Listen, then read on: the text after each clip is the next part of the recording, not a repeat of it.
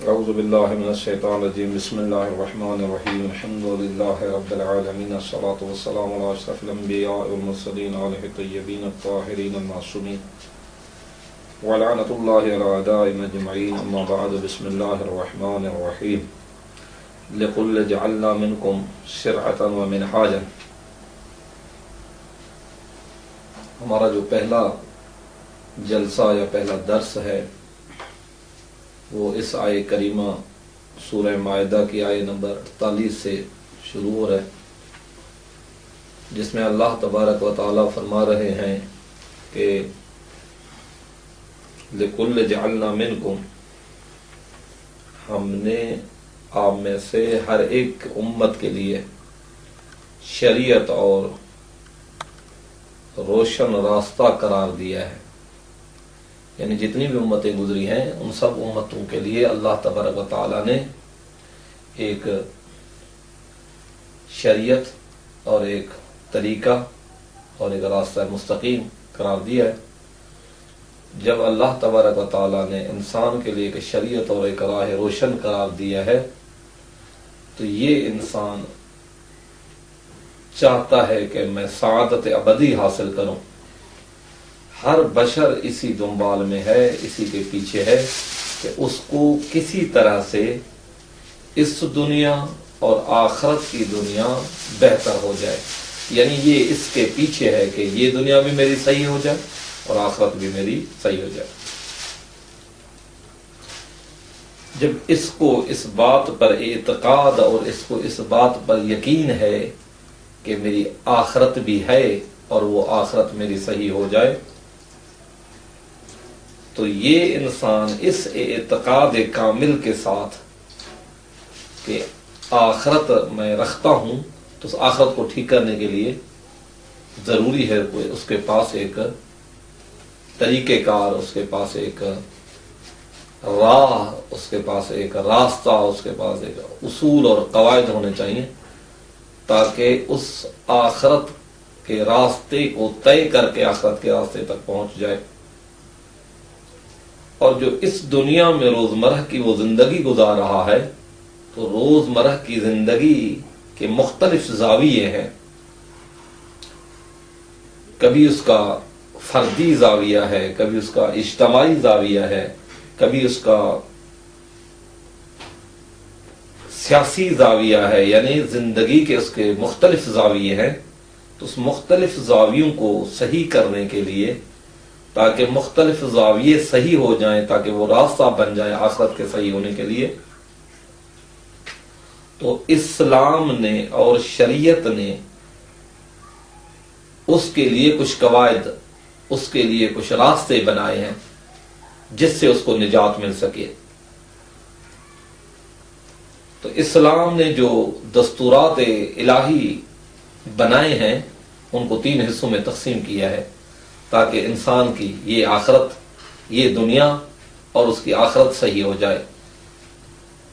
اس دنیا سے گزر کر کے آخرت کی طرف انسان چلا جائے، اس کے جو 3 اصول اور 3 بنیادی راستے اسلام نے تقسیم کیے ہیں۔ پہلا راستہ، پہلا برنامہ ریزی، پہلا شیڈول اس انسان کے لیے اس کے عقائد اور اس کے اعتقادات کو صحیح کرنا ہے، یعنی انسان کے عقیدے صحیح ہو جائیں، انسان کے اعتقادات صحیح ہو جائیں۔ جس کے اوپر عقیدہ رکھ رہا ہے اس کا عقیدہ، جس چیز کے اوپر اعتقاد رکھ رہا ہے وہ چیز صحیح ہونی چاہیے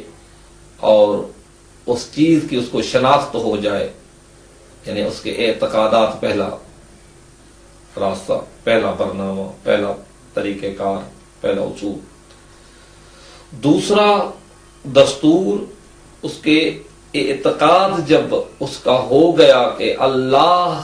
تبارک و تعالیٰ کی ذات ہے، اس کے اسماء و صفات ہیں،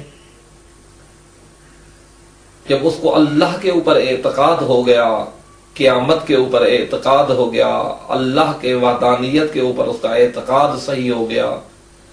اس کے توحید بذات پہ جب اس کو اعتقاد ہو گیا، جب اس کے صفات کے اوپر اس کو اعتقاد ہو گیا تو اس کے بعد ظاہر ہے کہ دوسرے مرحلے میں وہی انسان ایک دوسرے مرحلے میں داخل ہوگا. جو دوسرے جس مرحلے میں داخل ہوگا وہ اس کا عملی زندگی کا پہلو ہوگا کہ عملی زندگی میں جس طرح وہ زندگی گزارے, کس طرح وہ زندگی گزارے, جو قوانین اس کو عمل کے ساتھ, عمل کے اوپر قوانین, عمل کے لیے اس کو قوانین بتائیں کہ یہ عمل آپ نے اس طرح کرنا ہے. مثلا مثال کے طور پر کہ انسان کو کہا جائے کہ آپ نے رکوع اس طرح کرنا ہے, سجدہ آپ نے اس طرح کرنا ہے, زکوٰۃ آپ نے اس طرح دینی ہے, خمس آپ نے اس طرح دینا ہے, یا اس طرح کے جتنے بھی زندگی میں مسائل دینیاں اس کو عملی طور پر پیش آئیں, ان کو اگر انسان اس عملی طور پر انجام دے کہ اس طرح مجھے رکوع کرنا چاہیے, تو یہ دوسرا مرحلہ, دوسرے قواعد ہیں کہ جو اس کو سکھاتے ہیں کہ اس طرح آپ کو یہ کام کرنا چاہیے. وہ دستورات عملی, ان کا نام فقہ یا احکام ہے. تیسرا جو اسلام نے برنامہ دیا ہے وہ مسائل اخلاقی ہیں. بس اسلام کے 3 برنامے ہیں, اعتقادات, دوسرے فقہ و احکام, تیسرا مسائل اخلاقی. یہ جو پہلا ہم نے برنامہ کہا کہ اسلام کا ہے کہ اعتقادات کو ٹھیک کرے, اصول عقائد کو ٹھیک کرے, یہ انسان کے فکر اور انسان کے اعتقاد کو صحیح کرنے کے لیے راستے, طریقہ کار, یہی علم, اعتقادی علم بتاتا ہے کہ آپ کو آپ کے اعتقاد اس کے اوپر اس طرح ہونا چاہیے, اور مکلف کو, اس شخص کو جو اس کے اوپر اعتقاد کر رہا ہے کہ یہ اللہ ہے, جس کے اوپر وہ یقین کر رہا ہے یہ خدا ہے, یہ خدا قادر ہے, یہ خدا عالم ہے, یہ خدا حی ہے, یہ خدا زندہ ہے, یہ خدا طاقتور ہے, جتنی بھی قوتیں, جتنی بھی صفات اللہ کے لیے وہ بتا رہا ہے یا پیدا کر رہا ہے یا سمجھ رہا ہے, اس کے اوپر اس کو یقین جس کے اوپر ہے وہ یقین اس کا دلیل کے ذریعے سے ہونا چاہیے. نہ یہ کہ کوئی کہہ دے کہ اللہ ہے اور اس کو وہ قبول کر لے, نہیں, اس بات کے اوپر نہیں. وہ یقین اور اعتقاد اس طرح رکھ لے کہ یہ بات جو میں خدا کے لیے کہہ رہا ہوں یہ اس دلیل کے تحت ہے. بس اسلام کا اعتقادی نظریہ دلیل کے ذریعے سے ہوتا ہے, برہان کے ذریعے سے ہوتا ہے, نہ یہ کہ ایک خود بخود یقین پیدا کر لینا کہ فلاں چیز خدا ہے یا فلاں خدا ہے یا یہ خدا ہے, نہیں, دلیل کے ذریعے سے. دوسروں کی تقلید کرنا, دوسروں کی پیروی کرنا کہ میرے آبا و اجداد نے خدا کو قبول کر لیا ہے میں بھی قبول کر رہا ہوں, خدا کی ان اوصاف و صفات کو میرے آبا و اجداد نے قبول کیا ہے میں بھی قبول کر رہا ہوں, نہیں, یہ قبول نہیں ہے. دلیل کے ذریعے سے اس کو اس کے اوپر یقین پیدا کر لے, دلیل کے ذریعے سے. اگرچہ وہ دوسروں سے رہنمائی حاصل کرے تاکہ اس کو یقین حاصل ہو جائے, اس کو کیسے پتا چلے کہ خدا کے اوپر یہ دلیل ہے, تھوڑی بہت تو کسی سے رہنمائی لے گا. اگر ان آثار کو دیکھ کر بھی خدا کے اوپر پہنچ جائے، لیکن اس نے فکر کی کہ یہ آثار ہیں،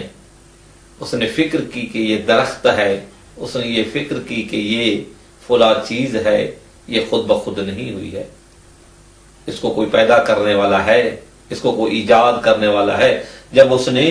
یہ کر لیا کہ ایجاد کرنے والا کوئی ہے، تو اس وقت